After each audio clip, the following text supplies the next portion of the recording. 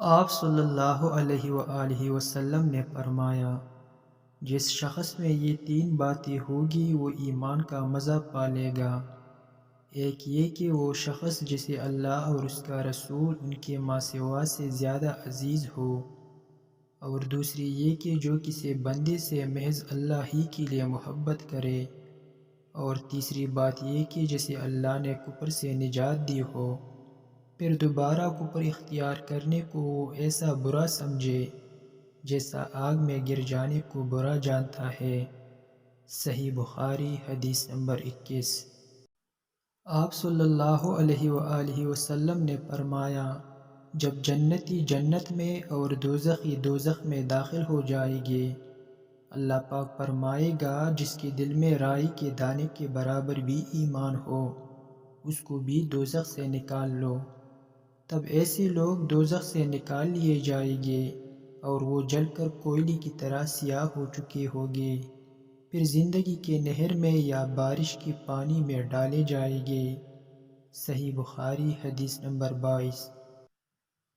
رسول اللہ صلی اللہ علیہ وآلہ وسلم نے فرمایا کہ میں ایک وقت سو رہا تھا، میں نے خواب میں دیکھا کہ لوگ میرے سامنے پیش کیے جا رہے ہیں اور وہ کرتے پہنے ہوئے ہیں، کسی کا کرتا سینے تک ہے اور کسی کا اس سے نیچے ہے۔ پھر میرے سامنے عمر لائے گئے، ان کے بدن پر جو کرتا تھا اسے وہ گھسیٹ رہے تھے، یعنی ان کا کرتا زمین تک نیچے تھا۔ صحابہ رضی اللہ عنہم نے پوچھا کہ یا رسول اللہ، اس کی کیا تعبیر ہے؟ آپ نے فرمایا کہ اس سے دین مراد ہے۔ صحیح بخاری حدیث نمبر 23۔ ایک دفعہ رسول کریم صلی اللہ علیہ وآلہ وسلم ایک انصاری شخص کے پاس سے گزرے، اس حال میں کہ وہ اپنے ایک بھائی سے کہہ رہے تھے کہ تم اتنی شرم کیوں کرتے ہو؟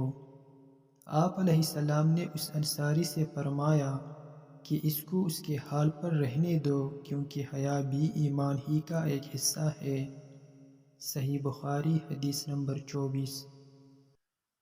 رسول اللہ صلی اللہ علیہ وآلہ وسلم نے فرمایا، مجھے اللہ کی طرف سے حکم دیا گیا ہے کہ لوگوں سے جنگ کرو اس وقت تک کہ وہ اس بات کا اقرار کر لے کہ اللہ کے سوا کوئی معبود نہیں ہے، اور یہ کہ محمد صلی اللہ علیہ وآلہ وسلم اللہ کے سچے رسول ہے، اور نماز ادا کرنے لگے اور زکوٰۃ دے۔ جس وقت وہ یہ کرنے لگیں گے تو مجھ سے اپنی جان و مال کو محفوظ کر لے گے، سوائے اسلام کے حق کے۔ رہا ان کے دل کا حال تو ان کا حساب اللہ کے ذمے ہے۔ صحیح بخاری حدیث نمبر 25۔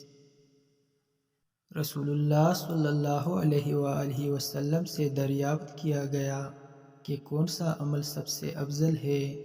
آپ صلی اللہ علیہ وآلہ وسلم نے فرمایا، اللہ اور اس کے رسول پر ایمان لانا۔ کہا گیا اس کے بعد کون سا؟ آپ نے فرمایا کہ اللہ کی راہ میں جہاد کرنا۔ کہا گیا پھر کیا ہے؟ آپ نے فرمایا حج مبرور۔ صحیح بخاری حدیث نمبر 26۔ رسول اللہ صلی اللہ علیہ وآلہ وسلم نے چند لوگوں کو کچھ عطیہ دیا، اور سعد رضی اللہ تعالیٰ عنہ وہاں موجود تھے۔ وہ کہتے ہیں کہ رسول اللہ صلی اللہ علیہ وآلہ وسلم نے ان میں سے ایک شخص کو کچھ نہ دیا، حالانکہ وہ ان میں مجھے سب سے زیادہ پسند تھا۔ میں نے کہا حضور، آپ نے فلاں کو کچھ نہ دیا، حالانکہ میں اسے مومن گمان کرتا ہوں۔ آپ صلی اللہ علیہ وآلہ وسلم نے فرمایا مومن یا مسلمان؟ میں تھوڑی دیر چپ رہ کر پھر پہلی بات دہرانے لگا۔ حضور صلی اللہ علیہ وآلہ وسلم نے بھی دوبارہ وہی جواب دیا۔ پھر آپ صلی اللہ علیہ وآلہ وسلم نے فرمایا کہ اے سعد، باوجود یہ کہ ایک شخص مجھے زیادہ عزیز ہے، پھر بھی میں اسے نظر انداز کر کے کسی اور دوسرے کو اس خوف کی وجہ سے یہ مال دے دیتا ہوں کہ وہ اپنی کمزوری کی وجہ سے اسلام سے پھر جائے اور اللہ اسے آگ میں اوندا ڈال دے۔ صحیح بخاری حدیث نمبر 27۔